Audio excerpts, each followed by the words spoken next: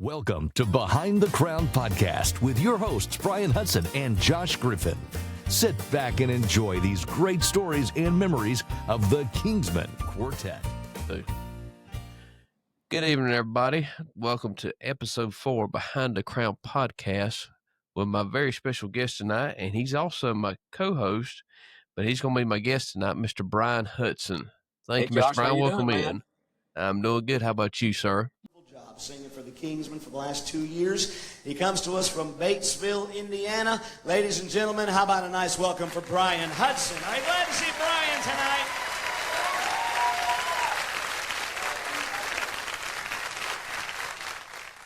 Doing well. Nice little sunny day here in Ohio, and the cicadas, for all those listeners out there or followers of the podcast, the cicadas are just about finished in Ohio, so I'm thankful for that. Yeah, Been a long time coming, ain't it? I tell you what, they have been a nuisance and flying around, hitting you in the head. The other day I was at the grocery store, and I come out and I had a bag in each hand, and I lifted up the tailgate of my car to put the groceries in, and one hit me right in the forehead and landed there. He sat there and put the bags in the car and grabbed him and threw him on the ground, and I did stomp him. That's an Indiana term. You can use that. That might be a North Carolina term and probably a Georgia term too. I stomped him. So that's right. Just hit me right in the forehead, then just stayed there. Oh, so, goodness. But I'm glad they're just about finished. Oh, goodness, that's right. Well, we'll mention it too. First off, do a little housekeeping. We had originally planned to have Mr. Gary Shepard as this week's guest, and we did have him, but we had some technology issues, technical difficulties, let me say, with the recording, and we got some good stuff, but there was so much that I was going to have to piece together, and had some interruptions and just some lag and this, that, and others, and I didn't want to do that to him, Yeah, and, I think at one point I disappeared. Yeah. And I came back, and you could see me, but you couldn't hear me. So That's I right. logged out and logged back in. And at one point, Gary was telling a story, and he froze up. And when he came back, his voice came back, but his picture didn't. And I never did see him the rest of the time. So he was, making funny faces, and I thought, I can't see what he's even doing. So there was a lot of technical problems, and we attempted to salvage it, we just couldn't, Yes. So that's right. I hope everybody understands, but we're going to schedule Gary here in the next few weeks to come back, and we're going to give her another shot. And that's right. I talked to a couple former Kingsmen today, in fact, and next Wednesday, you think we should go ahead and say it, or should we let people guess on the Facebook page? Give them a hint. Let's give them a hint who you got lined up. This alumni, probably has been on more number one. That he's no longer with the Kingsmen. He's been on. I think he's been on more number one songs than anybody I know. Yeah, seriously. So I think I was reading somewhere on his Facebook page a few weeks ago. I think he's on not just Kingsmen number ones. Right, that's right. So I he's think traveled with some great groups, not only the Kingsmen but some others as well. Yes. Yeah, absolutely. So I think maybe he's been on more number one songs. So that's right. We may have to look that up before we before we talk to him next week. But we've got him scheduled, and another former member the week after, and so we got things rolling. And in case you're joining us for the first time on this podcast, this is dedicated to the Kingsmen Behind the Crown Podcast. And Josh, we're both being fans of the Kingsmen. Of course, I was a member for several years. We want to dedicate this entire podcast to the legacy of the Kingsmen, honoring the guys that were there now, and were once traveled the Kingsman bus and was a part of the legacy of the Kingsmen. We want to honor the songs. We're going to share stories about the songs behind the song, behind the stories behind the songs, rather. And we're just hoping to just honor the Kingsmen, honor the name of the Kingsmen for Southern Gospel for so many years. And so, but we apologize about Gary not being here tonight, but we definitely will have him back. I tell you what, you've got to hear Gary Shepard. He's just so funny. Oh, yeah. I think when we interviewed him a couple nights ago, I don't think I'd laughed that much in a long time. I laughed so Yep. much, my jaws were hurting from smiling so much because I just laughed. He Yeah. keeps you in stitches, Yes. Keeps you in stitches for sure. So, and it was a treat for me because I've never met him before. yeah, I've heard his music before, but never met him. But yes, that's right. Yep. That's right. Well, Bryan, since you're going to be our special guest tonight, and I get to interview you, I guess, as well. Just start out with your how you grew up, where you grew up at, and how you got started liking being a fan of gospel music, Southern gospel music. Well, I grew up in Southern Indiana, Southeast Indiana. If you want to know where Batesville, Indiana is, there's an interstate that runs from Cincinnati, Ohio to Indianapolis, and it's Interstate 74. And I'm actually closer to Cincinnati. Where I was born and raised, I was closer to Cincinnati than I was Indianapolis. So our local TV station, we picked up Cincinnati news rather than Indianapolis news, and so I'm kind of almost in the middle between Cincinnati and Indianapolis, where I was originally from. And my mom and dad had me and my brother, and we were 11 months apart. And just they instilled us the love for gospel music and the church, And it's funny because on my dad's side of the family, he had all the shape note singers. They went to singing schools. His uncles and great uncles and cousins all went to singing schools. And so they could open up any songbook and read right out of the songbook and sing the do, re, mi's and all the shape notes. Right. And on my mother's side, they were all singers, but none of them could read music. So I tell people on my dad's side, they sang by note. And my mom's side, they sang by letter. They open up and let her fly. So, and that's my mother's side of the family was really from that part of Indiana. And so I grew up more of the open up, let her fly, And so they had a family group that traveled locally in Indiana. And about 13 years old, I had been going around beating on pots and pans and beating on furniture. And so I got my first drum set when I was 13. I wanted to be a drummer. Josh, singing wasn't anywhere on my radar. I wanted to be a drummer. Yeah. Right. And so my family, they did cover songs, meaning they did songs the Happy Goodmans did, and the Hempills and the Kingsmen, the Rambos. They were big Rambo fans. So we grew up, knowing Dottie Rambo's music.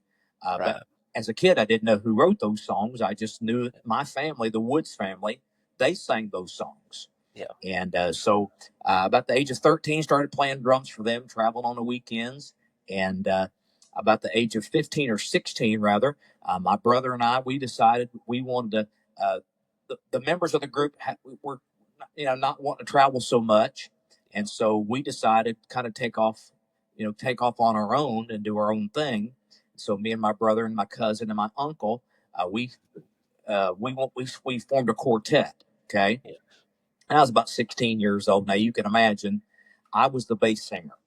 Oh, okay. Yeah. I wasn't a low bass singer, but I could sing the bass harmony, Right. And so about the age of 16, we started singing, and we did a lot of Kingsmen songs. We did Gold City songs, and just did old quartet songs. And then eventually, my uncle, who was the lead singer, he quit. He quit the group, and they elected me as lead singer. And I said, well, I would rather just go back to playing drums. If you want to find another lead singer, no, you have to be the lead singer. So I was elected as a lead singer, so I started singing and playing drums. I said, well, can I play drums and sing lead? Yeah, you can do that. So I did that for a while. I'd get a big boom stand, and I'd bring it over in front of me. That's right. I sang lead and played drums for about 2 years for our little group called the New Generation, because we were actually the third generation of singers in my family. Right. And so we didn't want to be called the third generation. We just called the New Generation. So we traveled about that way. Well, about 2 years I played drums and sang lead, and my brother played. My brother was a baritone singer. My cousin was a tenor singer. And my cousin played bass guitar and sang tenor at the same time. Okay. Yeah. So now let me ask you this: Let me ask you this: Would you playing drums and singing lead? Yeah. How did you manage the I guess the breath? You know what I'm saying? To keep your air. Yeah. I somehow got it figured out. Yeah. And I wouldn't set up a big, huge kit, drum kit. but I That's would right. put everything where I could reach it. I Yeah. wouldn't have to reach too far, so I'd make sure my cymbals were close. Right. And they'd always make me lower my toms so people could see Mm-hmm. me. If I'm sitting Yes. behind a drum set, your drums are in the way. We can't see your face. So I'd have to lower the We hear this drums. voice, can't see you. Yeah. Yeah, well, I said, well, I sound better. I look better than I sing or something. I said it looks better when my face is covered up. That kind of thing. Yeah. But we Yeah. traveled that way for about 2 years until we met another young man, a teenager. We were all teenagers, and he started playing drums for us. And I stood up and got out from behind the drums and never really sat back down again. I still play on occasion. Got a drum set here at my house, but so that's kind of how I got started traveling, and eventually filled in with the Blackwood Quartet one weekend, and met the guys that would become Heartland. The guys that are part of the Heartland Quartet had been members of the Blackwood Quartet. That was Ron Blackwood and the Blackwood Quartet out of Branson. Yes. And I went and filled in with them a weekend and met the guys, met George Amon Webster and Roy Trimble, both Cathedral alumni, and a young man named Brent Fredericks, who was a bass singer out of Kansas. And eventually they called me, and they had formed Heartland. And it was really funny how God puts things in place. Heartland's producer, their record producer, was Eldridge Fox. Yeah. And he had produced a couple albums for Heartland before I got there. And then when I joined in 1993, they called and asked me if I would come and be their lead singer. And when I went down to meet with the guys and start my first professional album, Eldridge Fox was the piano player, or Eldridge Fox was the producer. Anthony Berger played piano on that album.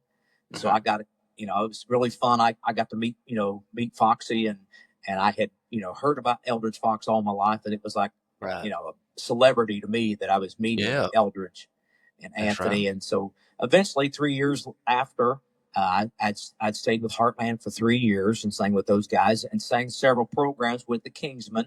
Got to know the guys, and got to know by that time Chris Collins was singing tenor, and of course Tim Surratt was there, and Parker Jonathan and Ray Dean Reese, of course.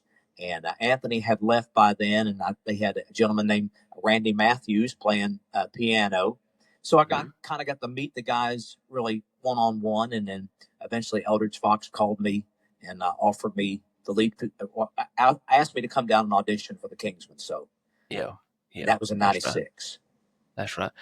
Before you joined the Kingsmen, the Heartland Boys Quartet, where were they based out of, Heartland Quartet? They were based at first. They were based out of Pikeville, Kentucky, and then they moved their office to around Lexington, Kentucky. So I still lived in Southern Indiana. So Lexington's about 2 hours from here, so I commuted back and forth.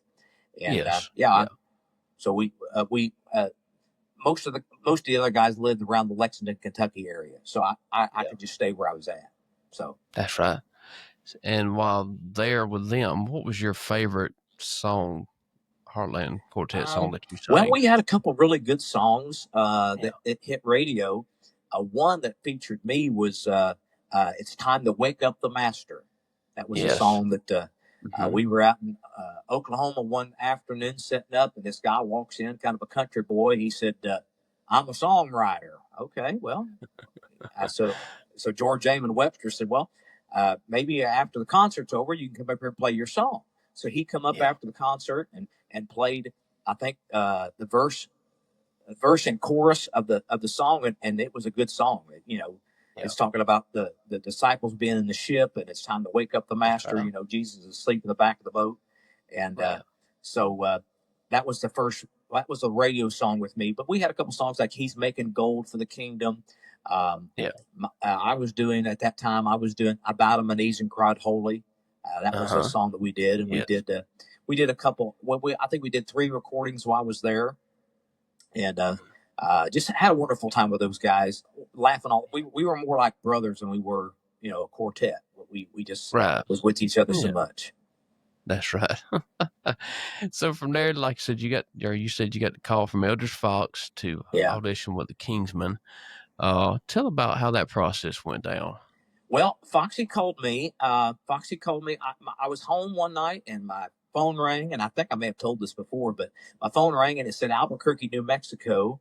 Yeah. And eventually he had called. The Kingsmen were on a West Coast trip, and so excuse me, I agreed they were going to be home in 2 weeks from that day, and me and my brother drove down to Asheville to audition. And a funny thing happened. A young man was in the office that day, and they had auditions all day there in Foxy's office. And a young man that was with another group at the time, he was in the. They said he was in the the big part of the office waiting to be called back into Foxy's office. Uh-huh. And Yeah. Big Jim Hamill, everybody knows Big Jim, and Jim was a jokester. He was always pulling pranks and being funny. Well, he comes in and he walks past this young man who's clearly just nervous. I mean, you could tell he was nervous because he was going to audition for the Kingsmen. And Right. Hamill looks at him and said, "Kid, I'm a whole lot better than you are, and I didn't get the job." So he just made that boy's day. They said he about swallowed his gum right there. Hamill had put him on the spot. Made him nervous. That's right. But yeah, I got there. Me and my brother, we got to the office that day. I was expecting Josh. I was expecting maybe the other three singers, and me and Eldridge. Right. And I walked in Eldridge's office. All the group was in there. Everybody was in there.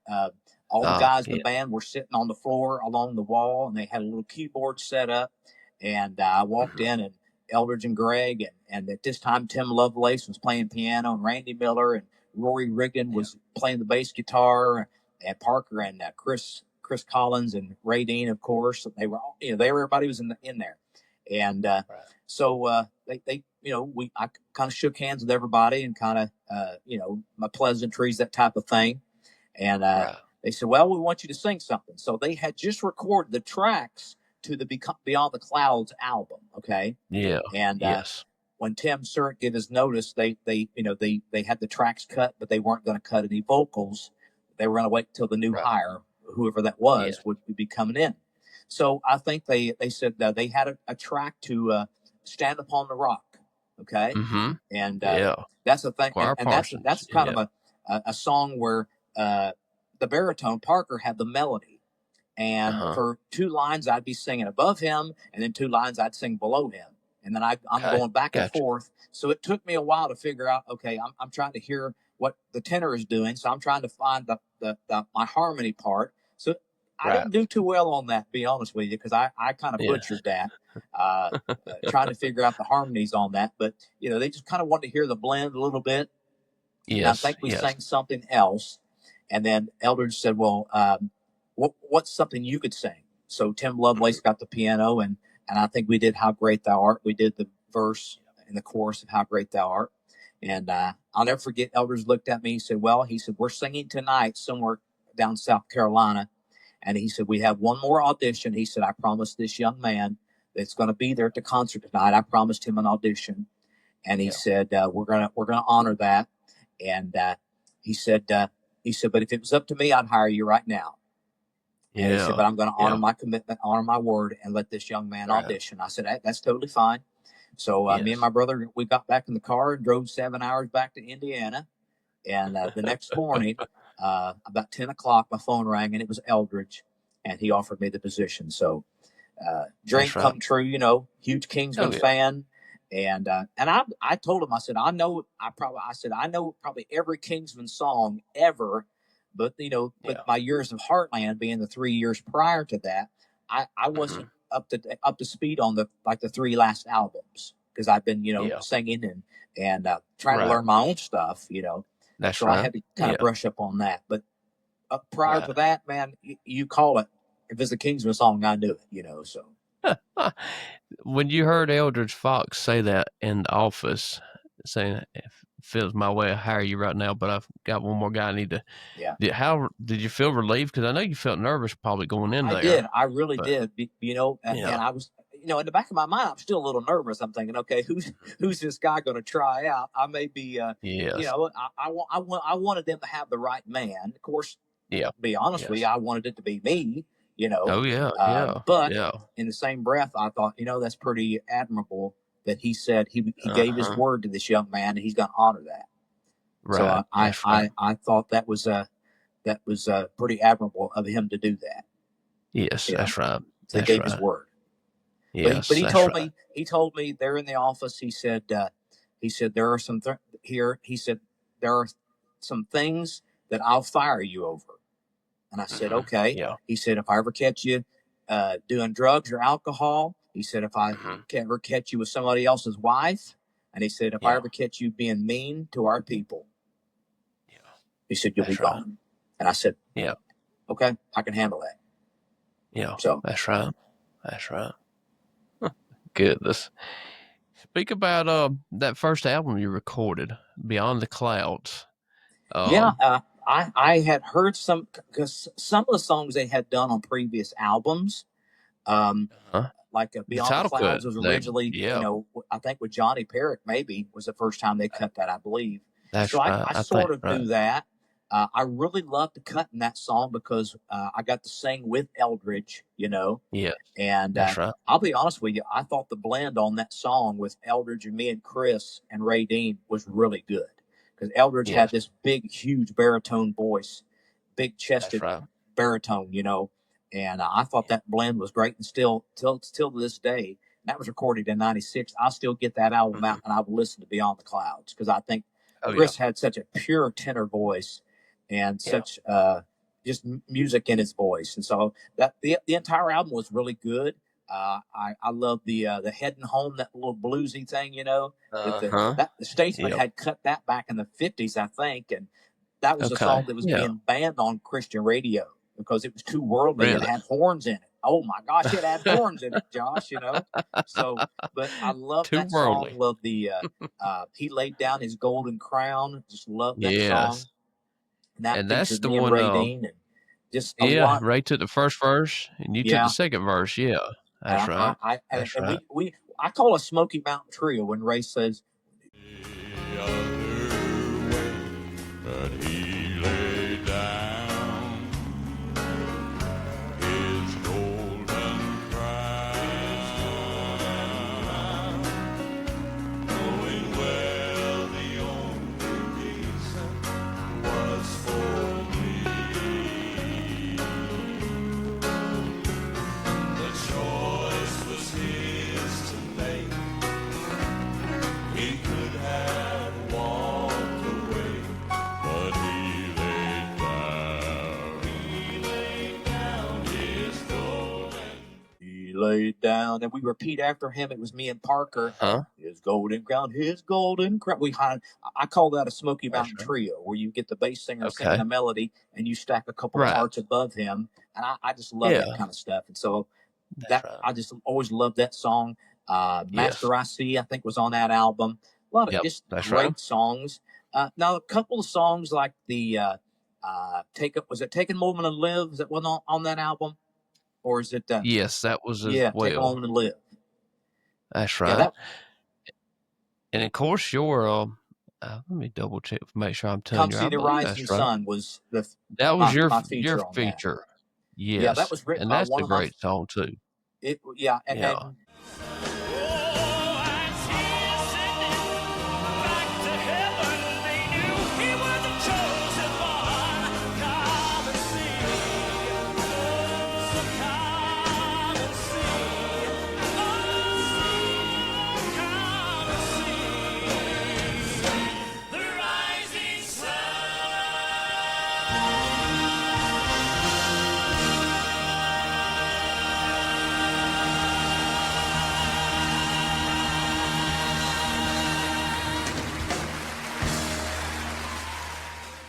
Jack Toney, famous lead singer of the Statesmen for years, wrote that song, and I'm a big, huge Okay. Jack Toney fan, and Right.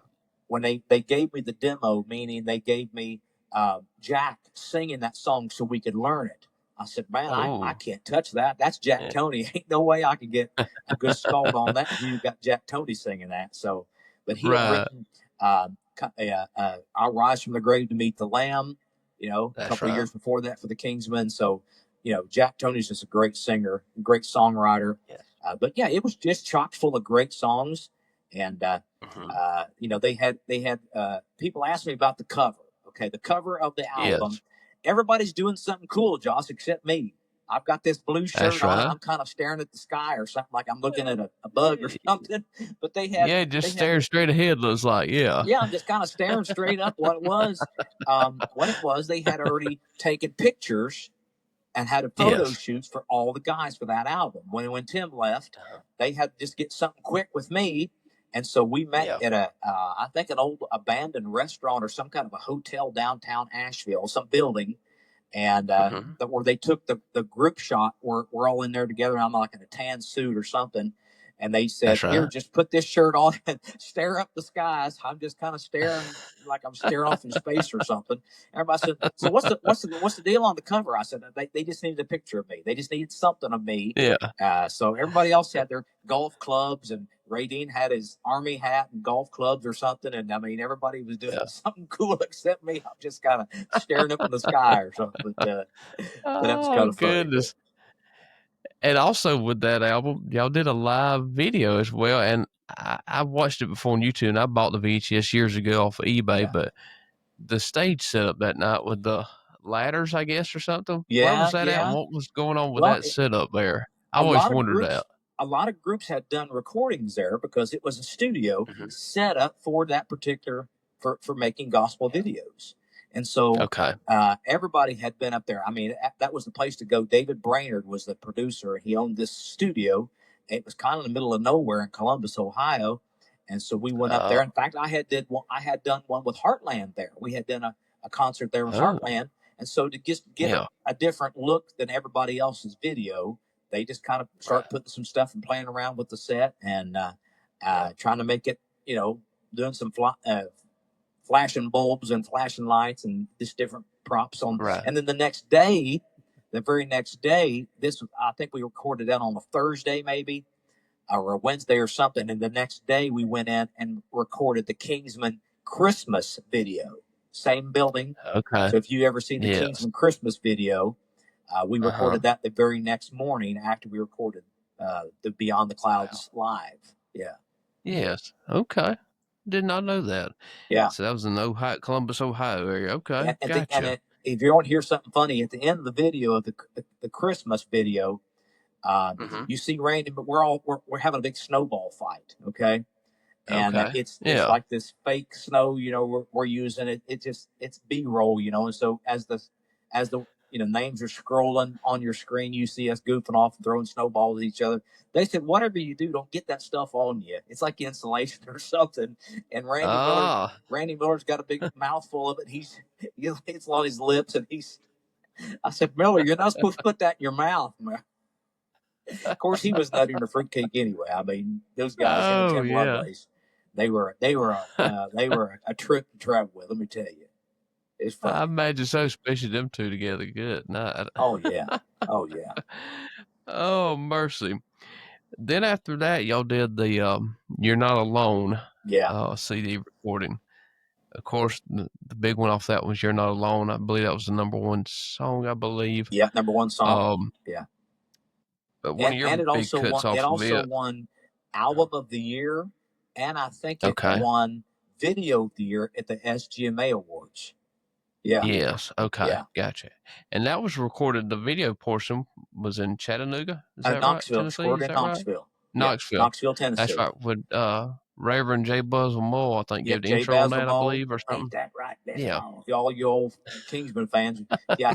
When I found out he was going to introduce it, because he's the one that introduced Chattanooga Live. Chattanooga. It's my favorite Kingsman album, Kingsman lineup. I said, oh my gosh, J. Basil Ball and Lady Moore is going to introduce this video tonight. So it was pretty awesome. Just to, it was really surreal. And we brought back a couple old Kingsman songs on that. I think we did Reservation and Say a Prayer on that video.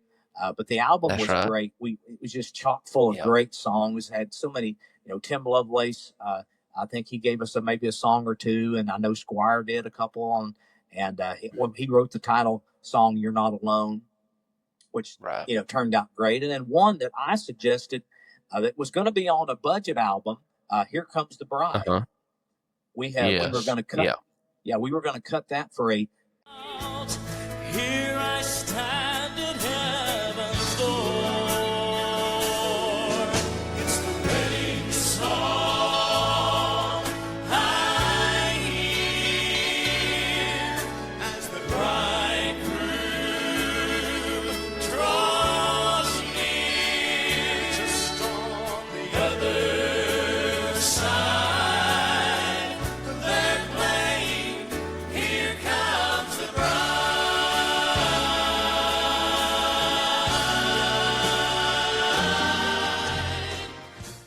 budget album. What I mean by that is every year we would go in and do like 10 of your Southern gospel classic songs, and then 10 old Kingsmen songs, and those wouldn't be available through distribution. They just for people who come to the concerts. And we were doing Here Comes the Bride, and that's an old song, The Sound, back when Pat Hoffaster was there. I'd always loved that song, and so I suggested that for the project, the budget record, and it turned out so good. They said, well, we're going to hold that. We're going to put that on the new mainline album. Yeah. And man, it just turned out great. And we there probably wasn't a night that we didn't do that song. It just turned out really good, really good. Right, that's right. I guess you was featured on Even John Couldn't Tell It. Yeah. Wake Up. Yeah. Which is an interesting song. He's No Stranger to Me. That's right. Yep. Yeah. 3 great songs as well. Funny story about off that album. He's No Stranger to Me. We're in the studio, okay? And the first line of the song is, I'm so tired of begging. He said, you said begging. I said, do what? He said, they stopped the tape. They said, it's begging, not begging. Okay. So, I'm so tired of begging. You said begging again. It's begging, not begging. What did I say? You said begging. It's begging. Egg, not, egg. 20 minutes later, Josh, I'm still trying to say the word begging instead of begging. Yeah. And I finally got it. But man, I thought, it's just those little things you just don't hear. You don't know. It's just something you don't realize you're saying, or you're pronouncing something the way you're not supposed to pronounce it. So, but I finally did get it. And it makes a difference. Minutes. You what? And it makes a difference too. It does make a difference. The way the producer or whoever hears that, yeah, it does make it. And I even to this day hear certain things that I probably should have re-sang. Okay, and here's one: the title song, "You're Not Alone." When in the choruses near the end of the chorus, the other guys are saying "You're not alone," and I sing "You were not alone." If you listen to the harmony real good, I'm singing "You're not alone" instead of "You're not alone." And I hear myself singing that all the time. If I hear the CD or hear the song, I should have went back and re-sang that. It's "You're not alone," not "You're not alone." So anyway, that's a little tidbit, Yeah, it's speaking of that song, you back right at the end of your Kingsmen tenure, you and Harold Reed and Randy Crawford Ray Dean re-recorded that song on a little Squire Parsons CD, I think, or something like that. They had contacted us about they were going to do a tribute album to Squire, and they first asked for reservation first. They wanted us to do reservation. Yeah. There's a land that I have been told. Well, so I reached out to him and I said, would you consider us doing "You're Not Alone"? That was a #1 song for us. And they came back and said, yeah, let's do that. So myself and Randy Crawford and Harold Reed, and of course Ray Dean. And I'm thinking that was 2009 or 10 or something like that, maybe early 11. Yeah. I can't remember exactly. Right. But we went and re-recorded it with the original track and put that on the Squire Parsons tribute album. Yeah. That's right. Great times. Right. Absolutely. Very good. That's right. And then after that, we went to the Old Time Way CD and video. Yeah. That was, and I remember you telling me about that video, but tell about that. Yeah. It was a little challenging. What it was is, at the time we had a TV show in Asheville called Kingsmen Corner TV. And it was mainly a video show where Greg Fox, who owned the Kingsmen at the time, he would play videos for like that hour or whatever, one day a week. And they had the great concept of going back and recording an album the way it used to be done. And that's before where, these days the technology is such where if you're singing a song, and if say you do 2 choruses or 3 choruses of a song, okay, if you don't change keys, okay, and you sing the first chorus and the second chorus in the same key, a lot of times now they will sing the one chorus and then they copy and paste into the other choruses. Okay. So you don't necessarily have to sing every single word of the song anymore. I mean, you don't have to sing the entirety of the song.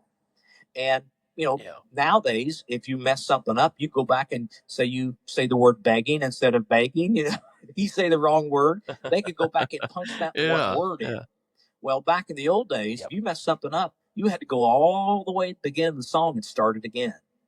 And so they wanted that same feel. So they got the Crossroads music musicians, and they got Tim Surd on the stand-up bass, and they got Randy Miller to play the harp and the guitar. I think Jeff Collins was there, Tony Kreisman, and let's see, Roger Fortner. Roger Fortner was a part of that. So we gathered in the studio where we normally had, the Kingsman Corner TV, and we recorded the old time way. And we put everything to 2-track. The band was on 1 track. The singers were on the other track. We messed up. We'd start again. And it was challenging. We had like 21 or 22 songs. I think it was a course of 2 days. But I think and you can tell which day it was, because on the first day, myself and Parker Jonathan were on a microphone. Jerry Martin was on his own microphone, and Ray Dean Reese was on his other microphone. And by the second day, I realized I needed to be closer to Jerry Martin for the harmony, to hear the harmony. Okay. So they moved me on the second day over to where Jerry Martin was, and he and I sang on the same mic. And when you're in that kind of situation, you are in the monitor mix, meaning if I had to sing louder, I would step closer to the mic. If I had to sing a little lighter, I'd back up, because they really couldn't control the volumes in the actual control room.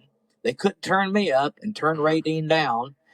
They could, but you really had to sing a little louder and sing a little softer to make the blend, to make it work. And it was challenging. It was challenging. It was a lot of fun. And we had what was really cool. We had the some of the original Kingsmen guys there that day, and Frank Cutshaw, and I think Calvin Runyon was there. He wasn't one of the originals, but he was one of the early members. Before Ray Dean, Calvin Runyon was there, and Frank Cutshaw, and Raymond McKinney, and Jack Henderson. And so we got to hang out with those guys and just love their contribution to the Kingsmen. And in fact, we're gonna do our very best to talk to Raymond McKinney here in a few weeks and get him on here and talk about the early days of the Kingsmen. But so it was it was challenging, but it was a lot of fun in the same breath. That's right.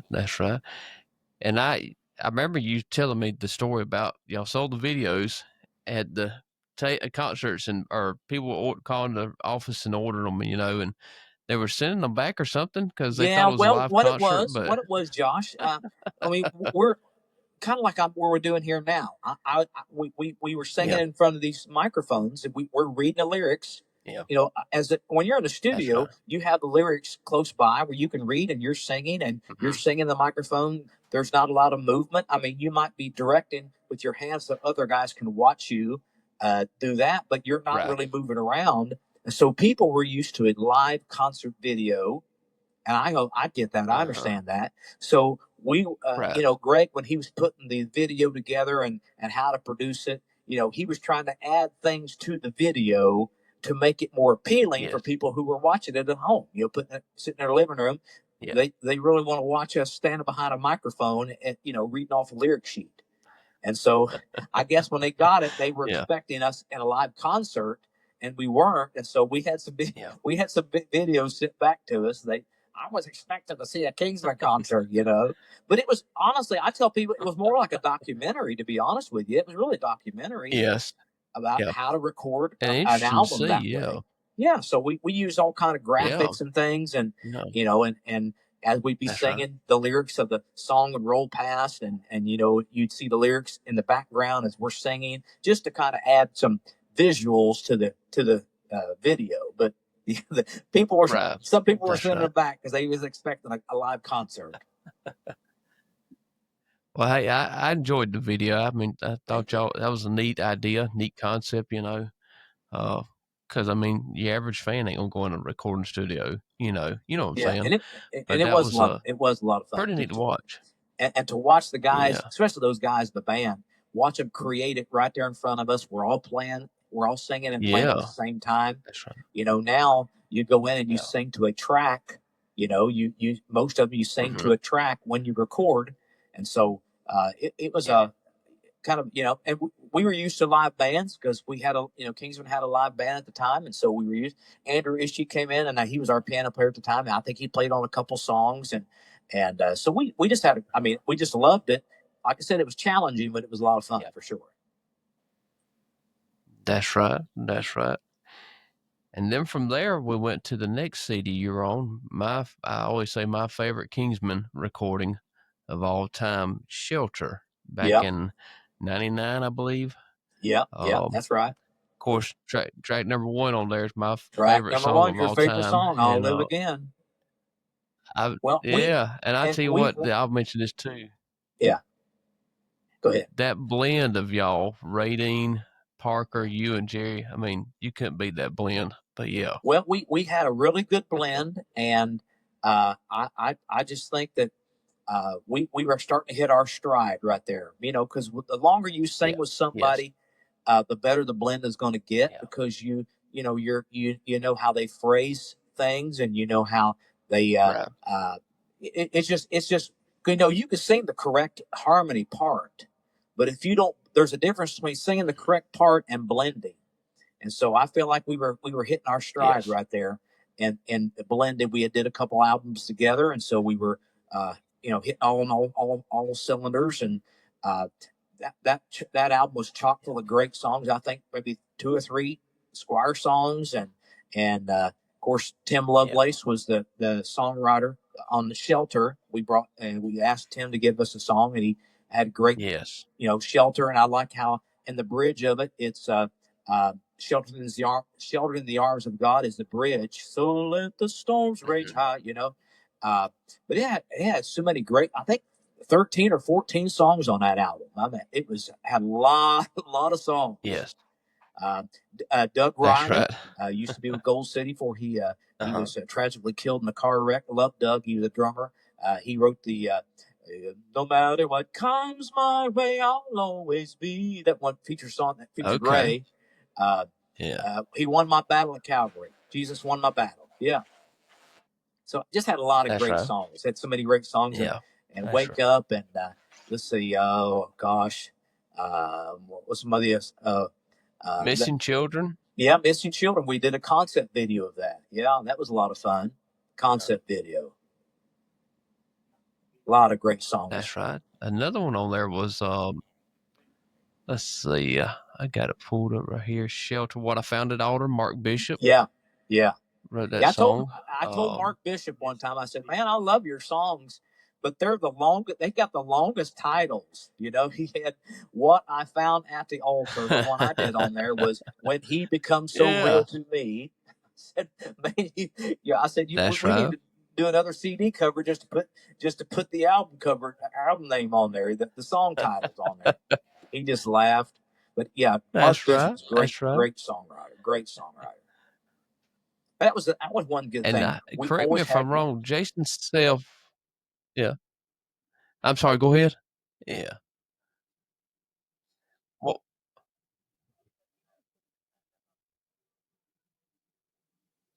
he wasn't there yet, was he? Because y'all, I think, because you recorded, were featured on the Blessed Hill, and then when he got there, he sung that song. Is that correct?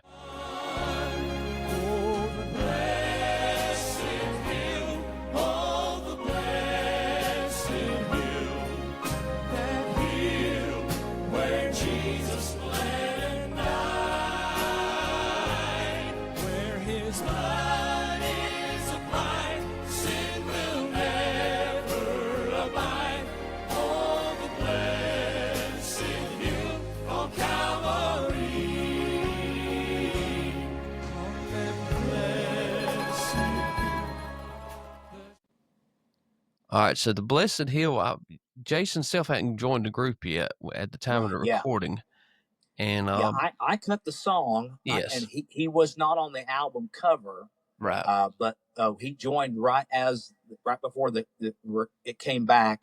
And so when Jason joined us, he joined us as bass player. We let him have the song Blessed Hill. And so that was his feature when we would go out, during concerts and stuff. That's right. Jason was an incredible musician. incredible singer, probably the most quiet guy I've ever been around. I mean, you just did not know he was anywhere around. He was just so quiet and most laid back person. Yeah. Built like an Adonis, man. I mean, I'm not joking. We would go into hotels. We'd get a hotel room every day, and there we'd be piling on the beds, flipping channels, watching TV. And Yeah. Jason's down doing push-ups. I mean, doing push-ups and sit-ups. I mean, I'm not joking. I seen him one day do like 300 sit-ups and Wow. then 300 push-ups. Yeah. Unreal. So, but just quiet and Yeah. unassuming and incredible musician. That's right. Incredible. Did y'all know? I mean, when he joined, right quick, like, did y'all know he could sing, or y'all later found that out, like Well, during sound check or Jerry had been in a group with him called Lumber River Quartet something? Okay. for a Yeah. short time, so he knew that Jason could sing. Uh-huh. And so when we needed a bass player, they suggested Jason because Jason's family always brought the Kingsmen in every year. He was from Okeechobee, Florida. Yeah. So every year his parents would bring in the Kingsmen, Yeah. and they were huge Kingsmen fans, so they knew about Jason. Right. So eventually, when Jason got old enough, they hired him as bass player and knew he could sing, and Jerry knew he could sing. Yeah. And so, man, he just stepped up and just sung like a bird. Jason just had, but Jason, he wanted to play the bass and sing because he was just so, honestly, Josh, he was so nervous. Yeah. And so he would play the bass and sing, and he did a great job. He started doing "Wish You Were Here." He had a voice that really lent to that song, and so he would do "Wish You Were Here." But I remember on the next album after that, we cut a song with him called "Redeemed." Yes, that's right. Or Yeah. "Forever Redeemed." That's what it was, "Forever That's right. Redeemed." And I remember the first night that he took the microphone off the stand. Okay, now to a lot of people, that's like, well, that's nothing. It was for him because that was huge that he took the mic off the stand and held the microphone as he sang. We're like, Right. oh my gosh, he just took the mic off the stand. It was pretty cool. So, because he had never done that before. Right. Oh man, That was goodness. There's a speaking of the song "Without Jesus" that you was featured on as Yeah. well. There's a video on YouTube back when y'all was at NQC back in late '90s, early 2000s. Y'all sung that live. Yeah. I never did get to hear it live when I was coming up, but I heard it on there, and it was, to me, the live version sounded better than the studio version. I guess you could have more freedom with it, but Yes. Yeah. just with it just sounded great. That was written by Rodney Griffin. Yes. Rodney Griffin song. Yeah. And what it was, I started off on the melody, and without Jesus, my song's an empty melody. Well, halfway through the chorus, Jerry Martin takes the melody, and he takes the rest of the way. But I did the verses, just a great song. And yeah, when we did it live, we were able to slow it down a little bit. Yeah. And it was usually just the piano and vocals. Yes. I don't remember the drums or bass playing. It was just the piano. Right. And so, it was one of those kind of songs where you bring everything down. Yes. And it's just the simplicity of the piano and the vocals. And we slowed it down just a touch, and I had a little more freedom to do the second verse, the way I felt. Yeah. And that was one of my favorite songs that we did. Just loved that song. Right. It wasn't high, wasn't loud, but it was one of those songs that is a good lyric song. And I felt like we got a pretty good scald on it. I was really happy with it. Great song. Yeah. Great song. Especially the end of that. Near about toward the end of that second verse, you kind of build up to a point, and then you kind of really hit it hard, and it just eases on out into the chorus. And that's real neat how you done that. Yeah, that's right. Speaking from there, you went to after that, and I did not write it down, but we'll mention right here too. Back in 1997, you won the Singing News Horizon Individual Award. Yeah. And that was basically for like now they call it the new artist, I think now is what they call that award. It was favorite new artist. Yes. Favorite new artist in 97. Yeah. And I imagine, was you shocked or surprised you I won was. that award? I was really shocked. It was quite an honor. And now a couple of years after that, they said that was the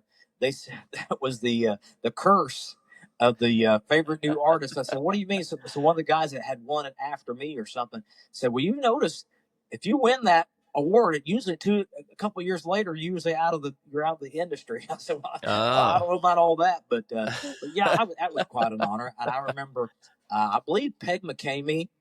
I'm trying to think, maybe Peg McCamey and maybe Mark Bishop is the one that gave me the award, and they brought me up, and I honestly, Josh, I don't remember what I said. I hope whatever I said during the fan award made sense. Yeah. But I was thankful for that. But to be honest with you, I thought at the time I'd already been singing 3 years with the Heartland Quartet, and I had sung a year with the Quartet Kingsmen, convention, so right? I'd been in the business 4 years. Right. I'm getting brand new artist or favorite new artist. So, but I still have my Singing News Fan Award, and that was quite an honor, to win that. And so That's right. that was a lot of fun. People, to know the fans accept you. Yes. That's that right. really meant a lot to me, and it still does. When people remember you, and because when you step in a position with a group like the Kingsmen, who had, Jim Hamill had been there 26 years, Right. singing lead and being the MC, and then Tim Surratt had been there several years, and stepping in behind those two incredible singers and two credible personalities.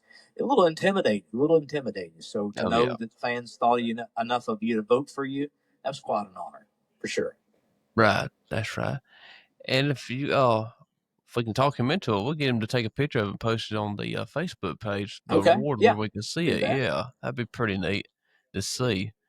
So after the Shelter album, you spoke about a song on it that featured Jason Self-Proven, Time and Time Again. Yeah. That one was produced by Nick Bruno. Yeah. Yes, Nick. That's right. We called him the High Commander. Commander. That's right. Yeah, that quite possibly could have been the hardest album I've ever done in my life, Josh. Okay. Because Nick had us singing harmonies that, man, I couldn't even hear it. He'd want me. I asked him a couple times. I said, "You're wanting me to sing a harmony or that note right there? And I can't even hear that, man." I mean, the one song that was one that featured Jerry Martin called "Angels in Flight." Yes. Angels in Flight. Little ballad that Jerry was doing, and the harmonies he had me and Parker and Ray singing behind that. Oh my gosh. But I tell you, once I finally got the harmony, I got it, and it's locked in. And 20 some years later, I guarantee you, if I had to sit down and sing that song now, I would know the exact harmony. Down beside me, prayed a prayer that changed my life. I'm not alone, I won't worry, I won't give up the fight. He has an army of angels already in flight. It's forever burned in my head that, Right. I know I had to frustrate Nick because he was playing it, and what he would we'd start the music, and I wasn't even close to the harmony right. Okay. Right. And he'd stop down. He'd bring us all in the piano in the room, the vocal room where the piano. And he'd show me my part, okay, and he'd play it out. He'd pluck it out one little note at a time. And the minute the music would start with the track, we're all in our booths. I'd get lost again. He'd stop it down again. Come in here. Let me show you your part again. Oh my gosh. I thought, I hate this song. Angels in Flight. But it turned out great. And once the finished product, when I could hear the harmony, it was beautiful. It was Nick's. Nick wanted us to do it that way. And I'm glad that I listened to him. Glad I didn't get frustrated. And it turned out great. And even the song, I'll Meet You When the Morning Comes. I'll Meet You When the Morning Comes. And that was written by Isla Knight, who wrote I'll Live Again. That was one of her songs. And we wanted that old time feel to it, where got the backbeats and syncopation, that type of thing. And that was a lot of fun. A little challenging, but we had a number one song off that. The Next Cloud went number one. Yep. And then Get You to the Other Side was a number two song. So that was a great album. Loved that. And then one that featured me was a song called I Never Trusted You More. Yeah. Off that album. and right. that had come at a time where I really needed that song, Josh. My dad had Yeah. passed away the September before we started that album. Okay. And Yeah. I was really struggling with his death. And they had a song picked out for me for that album, proven time and time again. We didn't have a name yet. We didn't have the album name yet, but Nick Bruno was going to ride the bus that weekend. I may have told this story before, but he was going to ride the bus that weekend so we could rehearse in the back lounge during the day, rehearse for the album, rehearse, get our parts correct and everything. Right. And he had got on the bus and set his keyboard up in the back lounge, and we had got our showers, and it's time to rehearse, 1 o'clock in the afternoon or whatever it was. When I got on the bus, he had a folder full of songs, and he said, these were sent this week. We're going to listen to them. I don't know if we use any of them. This is Nick talking. And he said, I don't know if we use any of them. And so I pulled the lyric sheets out of this folder, and there's this song called I Never Trusted You More. Yeah. And I looked at the words, and I held it up. I remember, I'll never forget, I held up the words, and I said, you've got to let me sing this. Yeah. And Nick said, well, it may be for us. It may not be for you. We may not use it. He said, it may not be you that I let sing it. I said, no, you have to let me sing it. Let me sing it. Right. And he said, I don't even know how it goes. He said, the demo tape's in there. I said, I don't care if it's fast, it's slow. You have to let me do it. Because it talked about trusting God, and totally depending on him for the situation. And I said, that's right.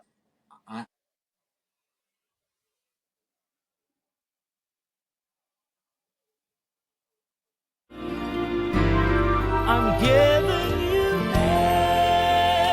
everything, all my hopes and dreams. It's gonna take courage to surrender the things I cannot change, but I'm giving you the battle. Lord, I lay my weapons down, and I've never really trusted you. But I knew the song was for me, and I'm so thankful that they allowed me to record it, and because I needed that song, because there are songs that come along every now and then that that song was meant for me, and God meant that song for the Kingsmen so I could record it, because it ministered to me and ministered to a lot of people, and here it is 20 some years later, and I'm still singing the song. In concert, when Yvonne and I go out and sing, I still sing it on occasion because it has such beautiful words. It says, I've never trusted you like I'm going to trust you now. That's right. And that's what we need to do with our life. Is situations we're going through, we need to trust God with it. Yes, that's right. Amen. That's right.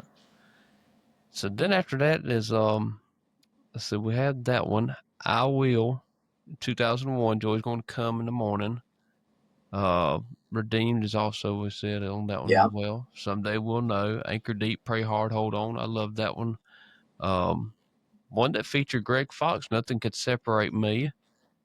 Underneath You Was Under the Stars. everlasting arms. Yes, Underneath the that's everlasting right. arms. Yeah. That's right. But that was also another great album as well, too. Oh, it was. Yeah. Well, the tracks were cut when we were in California. We were on a 28, 29-day West Coast trip, and they cut the music while we were gone. Yeah. When we got back, we started working on the vocals of that. And I'll be honest with you, when we first got back and started singing the songs, I thought, man, these songs are high. They keyed everything really high. And I'm just thankful we could do it. Me and Jerry and Parker, we were able to sing that high stuff. I mean, some of that stuff is, whoo, mercy sakes, that's high. But it turned out that, from the very first note of the album, Joy's Going to Come in the Morning, that it was just chock full of great songs and great music. Hand Me the Book, Hand Me the Book, Hand Me the Pen was on there. That was a cute little song. The Redeemed song, I'll be honest with you, when I first heard that, the demo, the lady that wrote it, it was a lady singer, okay? And like the woman in the story, I turned my back on God's love. I'm thinking, okay. And I told him in the studio, I said, guys, this is for a woman. I feel weird about singing like the woman in the story. Oh no, Bryan, no. I said, I just think I just don't think we ought to try this song. I said, Right. because I'm not a woman, and it's just like the woman in the story. That's Oh no, right. no. I said, okay. So, but we did it, and then I remember the chorus. They wanted me to continue the lead on the chorus, and granted, I started. There's no way I'll be able to sing lead on the chorus, because if you listen to the finished product, Jerry Martin takes the lead on the chorus.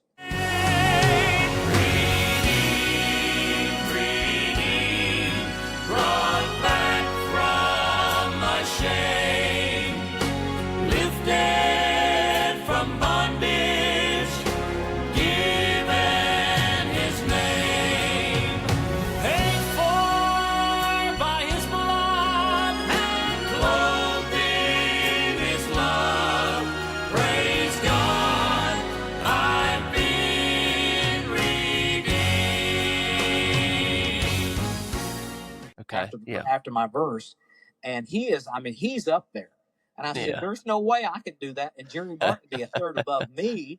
So we let Jerry Martin keep the lead on the chorus. I thought, man, this is high. Whoa, mercy sakes. I had to put on a second pair of socks that day to make sure I could get up there to the high notes, but it turned out great. Do you reckon y'all staged that one? Do you remember if y'all ever did? You know what? I didn't stay very long after we recorded that album, to be honest with you. So I think we did it maybe once or twice before I left. Yeah. And I left in May 2001. Yeah. And I became a worship pastor. Mm-hmm. And left the Kingsmen, and they hired Randy Crawford to come in and sing lead. But I became a worship pastor in West Virginia for about 5 years and loved that. Met some incredible people.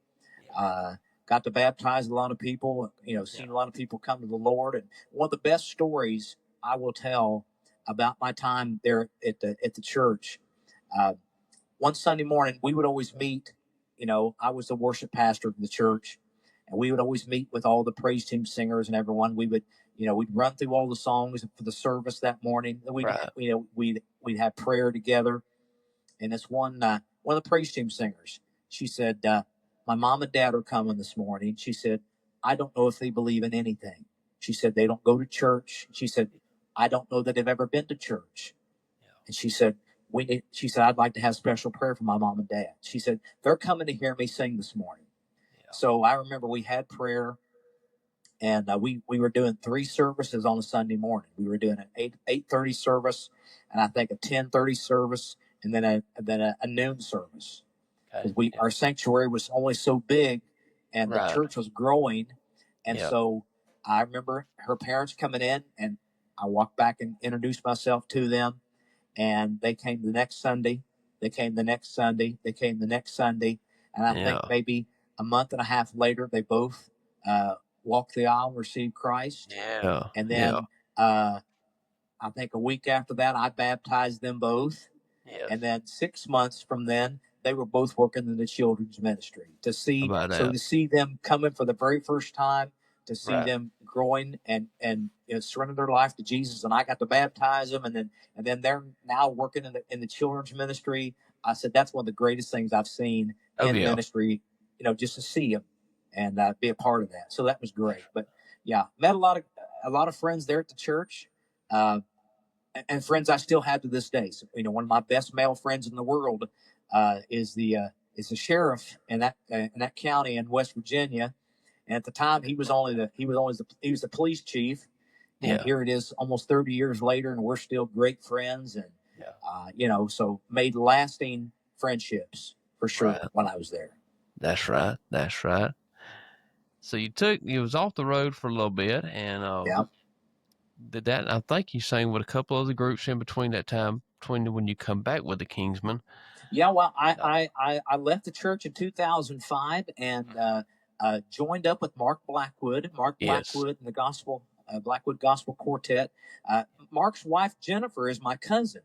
Okay. And when I left the church, she called me one day. She said, "Hey, would you want to fill in?" I said, "Well, yeah, I could do that." So I I hopped on their bus and traveled Right. and ended up singing about 2.5 years with the Blackwood Gospel Quartet. Loved that. Got to sing with guys like Berman Porter and Derek Boyd and Paul Lancaster, who's now with the Guardians. Yeah. Randy Lewis, a lot of great singers. Jonathan Sorry, just a lot of great singers, came through there. And then I remember in 2007, I had moved back to Asheville, and Ray Dean Reese called me one day, and he said, "Cousin," I said, "Yeah." He said, "Won't you meet me for lunch?" So I said, "Sure." So, no, this is the end of 2006, near the end of 2006 or whatever it was, and so we started having lunch every now and then early 2007, around January or so, he said, he called me up. He said, "What you doing?" I said, "Nothing." He said, "Ride to the post office with me." I said, "Okay." So I met him in his office, and we rode to the post office. So Yeah. he said, "Can you MC like Jim Hamill?" I said, "Nobody can." He said, "Well, can you MC?" I said, "Yeah, a little bit." I said, "I was a worship minister, and I was responsible for handling the service with the music and talking." And I said, "I could preach a couple times." And so he said that, they were going to need somebody. That Tony Peace was leaving the group. He'd been there about a year and a half or so. And I wanted to know if I could sing baritone. I said, "Well, I'm not really used to singing baritone, but I can." Yeah. And so he said, "Won't you think about it, pray about it?" And so I did. And he also, him and the other guys, by this time, Ray owned the Kingsmen by this time. Right. And I rejoined, and it was funny. They picked me up on the way to California. They were going to, I think it was a 28-day trip. They picked me up day one of the 28-day trip. And on the way to California, I got to meet the new guys. I had known Philip Hughes from his days with the Anchorman. So I kind of knew him, but I weren't great friends or anything. So got to know Phil, and Jeremy Peace was singing tenor.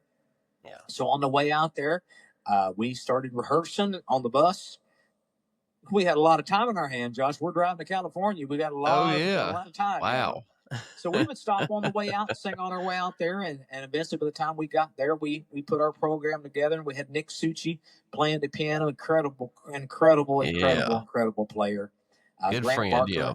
I was playing the bass guitar. And of course, Brandon was playing drums. And so that was kind of the start of my second tenure. It was I love it that the Kingsmen are always known for bringing people back, and I was glad that they allowed me to come back and start another tenure with them. And this time I was emceeing and singing, so that was a challenge. But to get my footing, because I wasn't a Jim Hamill type MC, Right. So I kind of had to find my niche. I had to find my voice for emceeing, but I think eventually I had a few hiccups and a few stumbling over my words, but I finally got the hang of it, and eventually moved back to singing lead. Because Philip Hughes stayed for a couple of years after I got there, and of course Harold Reed had come in as tenor. Jeremy Peace had left, and then we lost the band. Nick Succi and Grant both left at the same time. Yep. And so Cody McVeigh would eventually come on board, and Randy Crawford would come back as baritone. And so, it was a great tenure on those 5 years that I was back. Right. That's right. And I'll mention this too. While you were MC, were you in charge of doing the set list for each night? I guess. Yeah. Okay. Yeah. Yeah. The only time we didn't have a set program was. The only time we did have a set program, I'll put it that way, was if we were like the Quartet convention, where we had to be off the stage by a certain time. Then we would make a set list, or if we were doing TV, where we had to, we had so many minutes, then we put together the set list. We knew what we were going to be doing, but other than that, no, we didn't. Especially when we had the band, we just turn around and tell those guys call the song, and that they just take off. Okay. And I love that. That was a great thing about having a piano player. During my time with Tim Lovelace and Andrew, and eventually Nick Succi and Cody, you just turn around and tell them a song, and they just take off. They do it, so it was great. Just loved it. Loved it. That's right. And I guess you've during that time you were on 3 albums. We'll mention through them right quick, and then we'll get you to tell a Yeah. story about one of the during the last tenure was with the Kingsmen, one of the Okay. biggest songs you come out with. But 2008, When God Ran, 2009, Missing People, and then also in 2011 or 12, 11. Grace Says. Thank you, Grace. Said my Yeah. phone was acting a little slow there. What my list pulled up, but all 3 of those were great albums. Yeah. Plus the live album at National Quartet Convention. You got your brother to Right. sing with you on that one as well with Beautiful Home, but some great ones as well. And but if you don't mind, we'll end it up Sure. with tell about the story about When God Ran, how that come to be on the project with the Kingsmen. I had heard that song in probably early 2002. A group called Phillips, Craig and Dean, a contemporary group. They had released that song in the late 90s, and I heard about 2002. In fact, one of the guys I went to church with that sang on the praise team sang that as a special one morning and used the Phillips, Craig and Dean soundtrack to do it. And so I'm kind of familiar with the song. And then I went through a rough patch there in about 2005, 2004 and 5 when I was still at the church, and was just I got away from the Lord in my heart, and I was that wayward son that I let things happen in my life that I should never have let happen. Decisions were made very bad decisions, poor decisions, and I was that prodigal that song talks about. And I started listening to that song again. And I remember Yvonne and I listened to that song in the car once, and I said, you know what? And I was back with the Kingsmen by this time, and I said, I'm gonna submit that song to the group. And so the next time, when they started talking about a new album, I suggested that song, and Kingsman didn't like it because I played in the bus. I remember playing the version that Phillips, Craig and Dean did, and I think maybe they heard the real contemporary sound, and it wasn't Southern gospel at all, and there was no bass singer on this song. It was a trio. I think they heard that version and they couldn't picture that as the Kingsman song, And so I submitted it to the record company too. They weren't crazy about it either, Josh. They didn't really like it either. And I said, if you'll give this song a chance, I think people will embrace this song. And so they agreed. Of course, I made a big joke. I said, if you don't record this song, I'm going to quit. I'm just going to quit, But I made a big joke about it. But they cut the music for it. I remember they cut the music. And it was time for us to do the vocals. And Yvonne, my wife, was in the studio that day, and she was sitting on the couch behind the producers and the engineer. Okay. And we started doing the verses of it. So we wanted it, the contemporary version started. There was a solo on the first verse. And in their version, the singer kept the solo through the chorus. Okay. And the other guys didn't really join him till the second chorus. It went verse, chorus, verse, and then they joined on the second chorus. But Jeff Collins, who produced the album, said, you do the solo verse, and everybody comes in with you on the second chorus or the first chorus. Yeah. So we made it quartet. We made it a quartet. And Yvonne tells me later, after we started the vocals, she said, as soon as you started singing, she said people in the studio were coming in saying, this is going to be the name of the album. This is going to be the first song off the album, the first single off the album. Yeah. And we're going to call the album, we're going to name the album this. And so it turned out, not because I sang it, but it turned out good because it was my story. I was a living, breathing prodigal who God let me come home. And so that's why that song meant so much to me. And now, years later, I still do that in concert, and it still moves me, Josh, because I lived that story. And that's right. Not because I told Yvonne.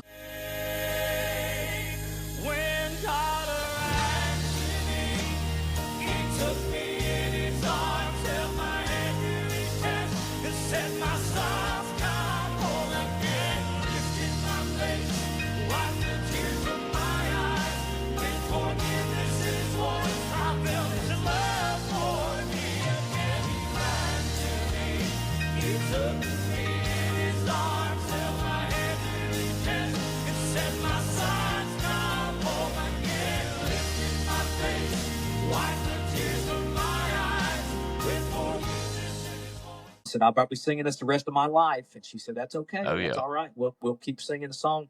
Because when I contacted the songwriter, he wrote the song in 1987. And he said he wrote it for people who grew up in church and got away from the Lord, and they found themselves a long way from God, and they felt like that God would not let them come home. He said, I wrote it for them. Yeah. And I said, Benny, a guy named Benny Hester who wrote the song, I said, if you didn't write it for another soul, you wrote it for me. You wrote it for me. Yeah. So That's right. still a great song. And it was nominated. It was the number one song. It was nominated Song of the Year that year. That's right. Yeah. And touched a lot of people, I'm sure. Yeah. Oh, and yeah. it still does. It still does. Yeah. So that's right. Power. That's It exactly just goes to show you the power of a song. And Yeah. thankful that the Kingsmen stepped out of the box and said, you know what, we're going to give this song a chance. You know. Yeah. And you was able to do it like a Kingsman style too. You know. You made it work. You know. Yeah. Right. That's right.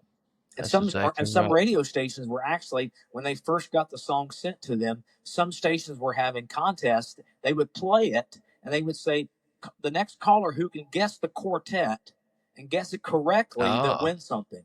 And they said several radio stations were doing that. And people were not guessing who it was, because, you know, I had been gone from the Kingsmen for 5 years.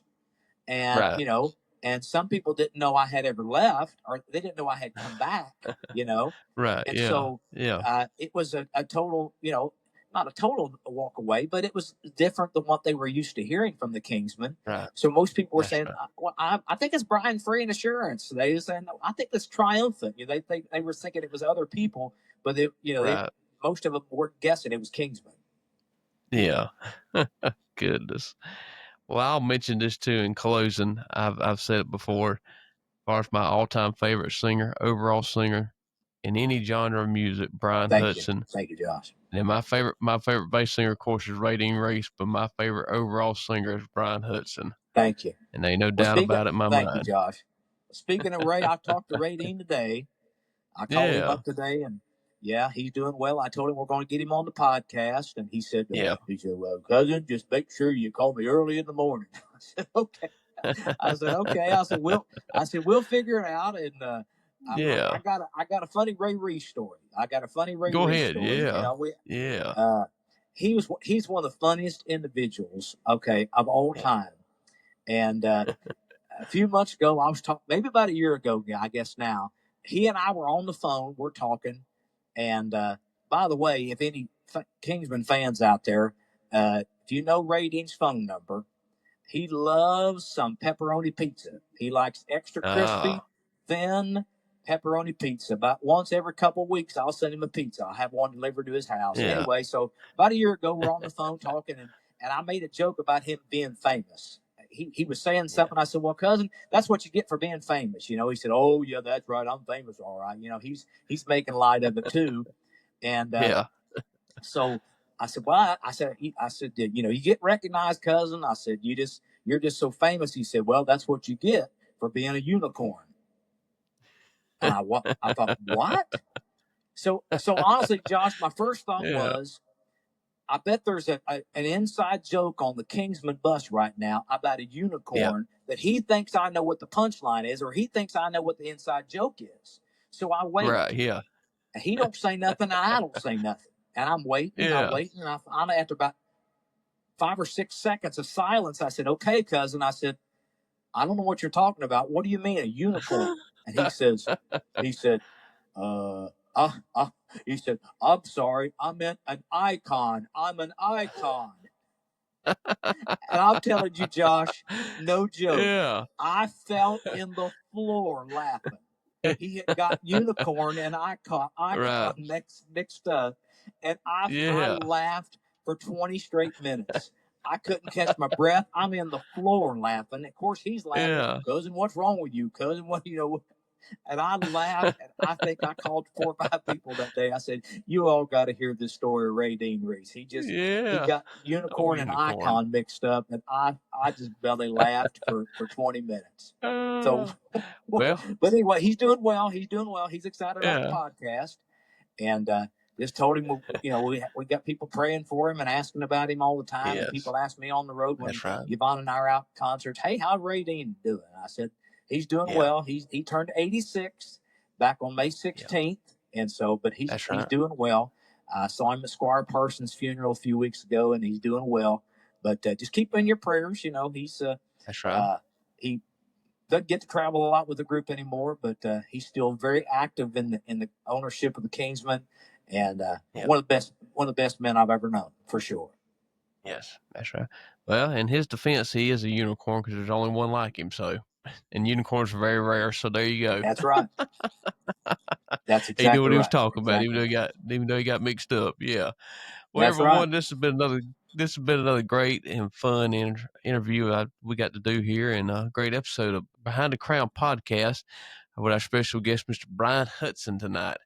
And just keep listening. We got some, like tonight, we had a great guest. We got some more great guests coming up as well too, very soon as well. Yes. And also share this. Thank you share this with.